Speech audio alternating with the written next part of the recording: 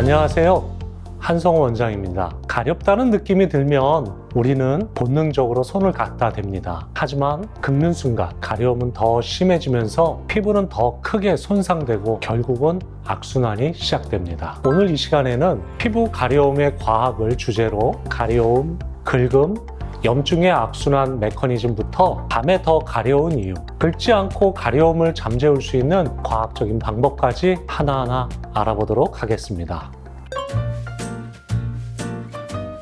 가려워서 긁었는데 시원한 건 잠깐, 금세 더 가려운 적 있으시죠? 가려움은 피부에서 느끼는 거라고 생각하기 쉽지만 사실은 뇌가 느끼는 일종의 감각입니다. 우리 피부에는 C5라고 불리는 가려움을 느끼는 전용 신경 섬유가 있습니다. 이 신경이 어떤 자극을 받으면 우리 뇌에다 가려워요 라는 신호를 전달하죠. 그런데 재미있는 것은 이 C5는 통증 신경이랑 거의 유사한 길을 따라가게 됩니다. 그래서 우리가 피부를 긁으면 그 통증이 가려움 신호를 순간 덮어버리게 되죠. 그 순간 뇌는 아 시원하다 하고 착각을 일으키는 것입니다. 하지만 문제는 그 다음이죠. 계속 긁으면 피부가 자극이 돼서 열이 나거나 상처가 생기고 신경이 더 민감해져서 오히려 더 가려움을 느끼게 됩니다. 즉 긁으면 긁을수록 더 가려워지는 가려움의 악순환이 시작되는 거죠.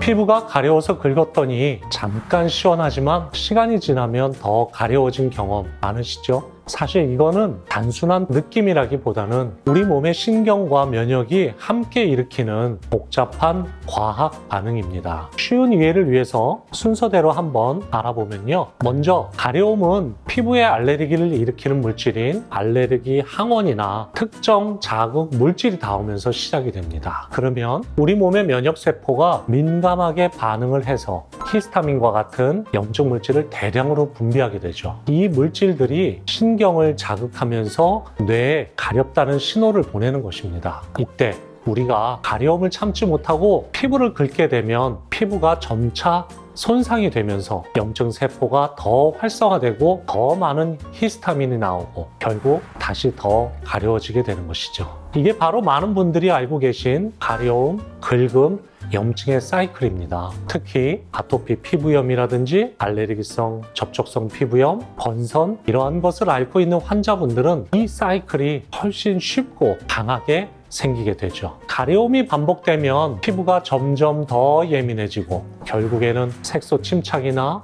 흉터, 만성적인 염증으로 이어지게 됩니다.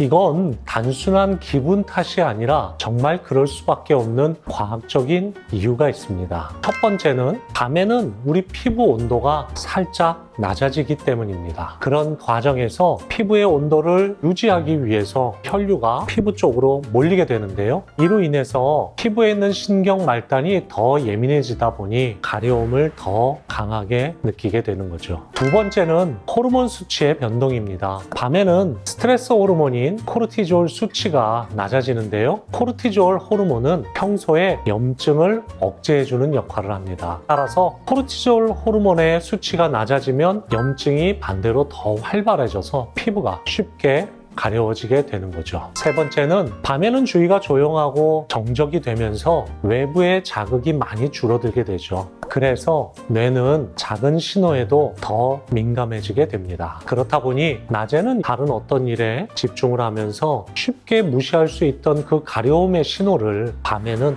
훨씬 더 크게 느낄 수 있는 거죠. 결국에는 이런 요인들이 서로 합쳐지면서 밤이 되면 가려움이 더 심해지고 잠을 설치게 되며 그러다 보니 피부 재생과 면역 회복에도 안 좋은 영향을 주게 됩니다.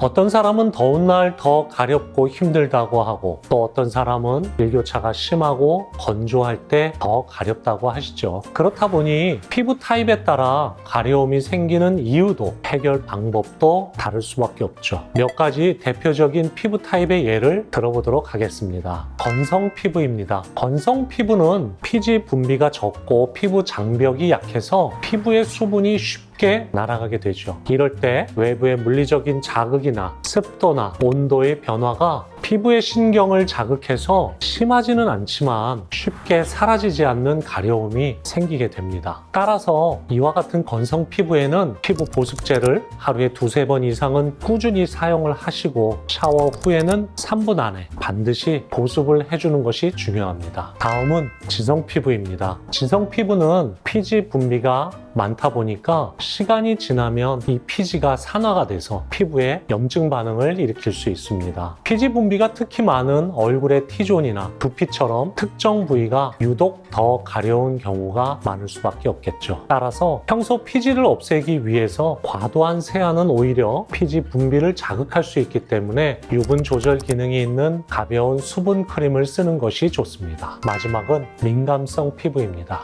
이 피부는 알레르기 반응이 빠르고 히스타민 분비가 많아서 조그만 자극에도 빨갛게 달아오르고 금방 가려워집니다. 따라서 평소 자극을 일으키는 향료나 알코올 등이 없는 진정 성분을 사용하시고 피부 온도를 낮춰서 민감도를 줄여주는 어떤 냉찜질이나 진정팩도 많은 도움이 됩니다.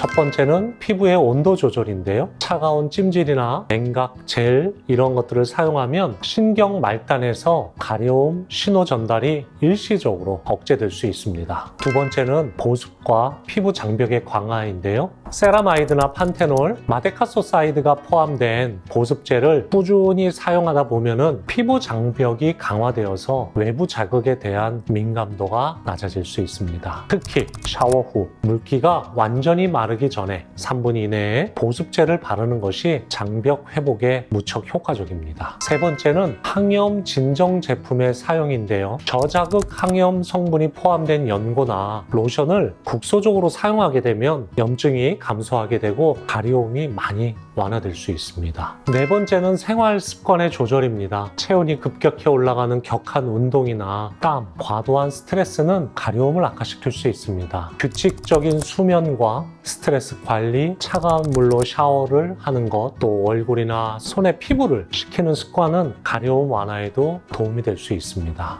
다섯 번째는 행동적 대체 방법인데요. 손톱으로 긁는 대신에 다른 행동으로 바꾸는 것도 굉장히 효과적입니다. 예를 들면 손톱을 짧게 유지하거나 가벼운 마사지를 한다든지 냉찜질을 활용하게 되면 손톱으로 긁는 습관을 줄일 수 있습니다. 스트레스는 교감신경을 자극해서 히스타민의 분비를 증가시킵니다. 마음의 긴장이 완화되면 가려움의 신호도 줄어들게 됩니다. 명상이나 호흡 조절, 또 가벼운 스트레칭, 산책 이러한 것들만으로도 피부의 가려움에 실제적으로 많은 도움이 됩니다. 실내 습도는 40도에서 60% 정도를 유지해서 건조로 인해서 가려움을 예방할 수 있습니다. 먼지나 진드기, 반려동물의 털을 관리함으로 인해서 접촉성 알레르기를 예방할 수도 있죠. 통기성도 좋고 피부에 자극이 없는 옷, 이러한 것들을 착용함으로 접촉으로 인한 가려움을 피할 수 있습니다. 오늘 영상에서 살펴본 것처럼 가려움은 단순히 참으면 되는 문제가 아닙니다. 가려움, 긁음, 염증의 사이클에 대해서 우리가 확실하게 이해를 하고요. 피부 장벽을 강화하고 생활 속에서 함께 관리하는 것이 핵심입니다. 오늘 알려드린 방법들을 실천해 보시고 피부 가려움으로부터 자유로운 건강한 삶을 만들어 보시기를 바랍니다.